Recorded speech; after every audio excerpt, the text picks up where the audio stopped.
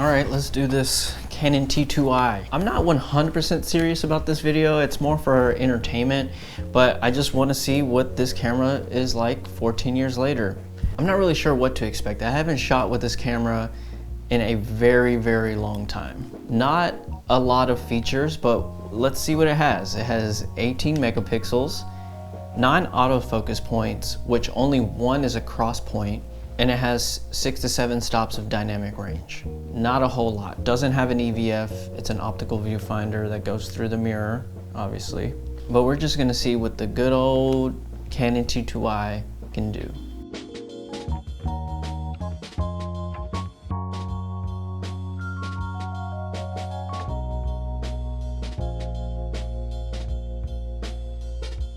All right, so here we are in beautiful Chinatown. I've walked around for about an hour with this big clunky thing, trying to get some good shots.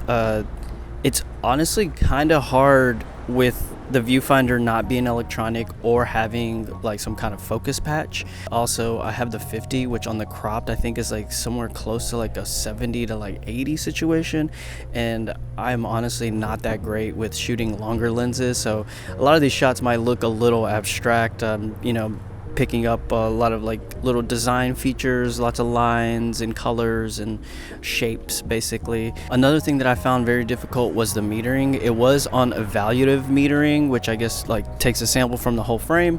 I immediately switched it to spot just because I don't want any whites clipping, so I switched it to spot metering the brightest thing in the frame, or spot metering the sidewalk for, you know, kind of this medium gray.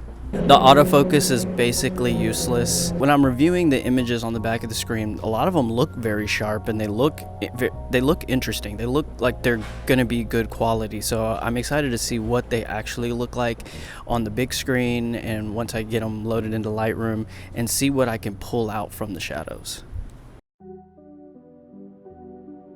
All right, so I'm back from shooting with the T2i. It was so hot out there, but you know, we got it done. I'm kind of surprised at what I was able to get out of the images. But yeah, let's review some images. I'll do this so you can see like kind of before and after. Very kind of purple blues, but anyways, like colors aside, like I am surprised at like how sharp and the quality of the images you get here. It does lean very digital, and but it feels like, you know, something that you would get out of a Ricoh GR.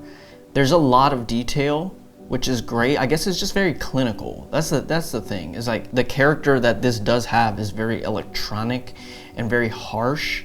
It's interesting to see images like this after not shooting with a Canon for, you know, almost 8 years. This looked fine on the screen, but then I pull it in and it's like way underexposed. So I guess it's like if you're out in the bright sun, the screen is basically useless. Like here I was kind of in the shade so I could see the screen.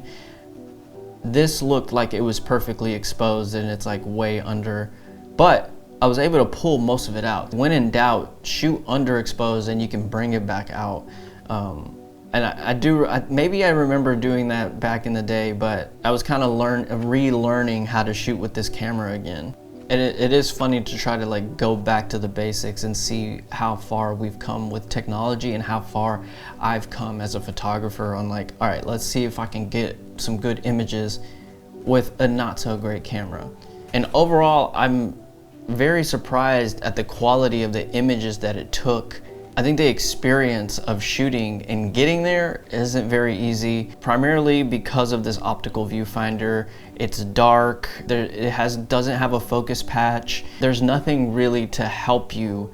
The autofocus might as well not even be there because it's completely useless. I tried like one and it was just like searching, and then it would take a photo, and I'm like, this is gonna take all day.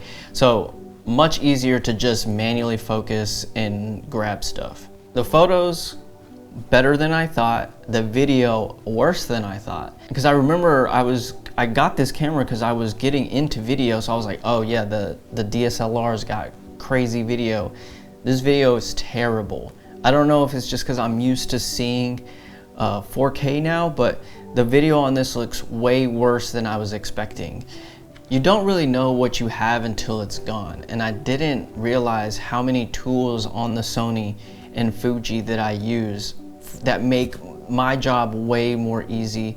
Like having histograms, having the level, honestly the level is what tripped me up so much, because I'm like trying to frame up a shot and I'm like, okay, I like this, but is it straight? And there's no way, there's nothing, no point of reference or anything to show me that the camera is completely level. I believe it has autofocus in video, but I didn't want to trust it. It did bad as it is taking a photo, let alone I'm sure it would have done the same thing, just been searching around the whole video if I left it on autofocus. It just makes it a little more cumbersome to go out and try to shoot a video with this thing. Also because it does not have IBIS. If I tried hand holding, everything turned out looking like jello. There's like micro jitters. I'm thinking I was doing a good job. Granted, it's like pretty long lens on a crop sensor. Also, these clips are basically the equivalent of shooting like a JPEG, if that makes sense. Just like what you see is what you get, and there's not like a whole lot of information. It's just hilarious. Like I started on this camera and I don't know how I made anything with this. It's such a bad like experience. I'm surprised that I kept going with trying to make videos. The whole time it's like you're just fighting the camera and trying to get something decent. So to wrap all this up, I would say I was surprised by the quality of the image I was able to get. Video, not so great. I thought it was gonna do better video than photos, honestly. I don't know why, but it is just 1080, not so great. And it's helped me appreciate the modern technology that we have, where I can just go out with the A7S III, hand hold it, and I'm gonna get a good shot every single time. It was a fun way to challenge myself to take away all those tools and see like, all right, can you still make a good image? And yeah, like I like some of these. Like, would I post them? Maybe I would, but they're not the best. Thanks for watching this video and sticking around till the end. I'm still new on YouTube, so I'm building up my content library right now. Hit that like button so hopefully more people will see it, and if you want to keep seeing my stuff, hit the subscribe button, and if there's anything you want my 2 cents on, let me know in the comments.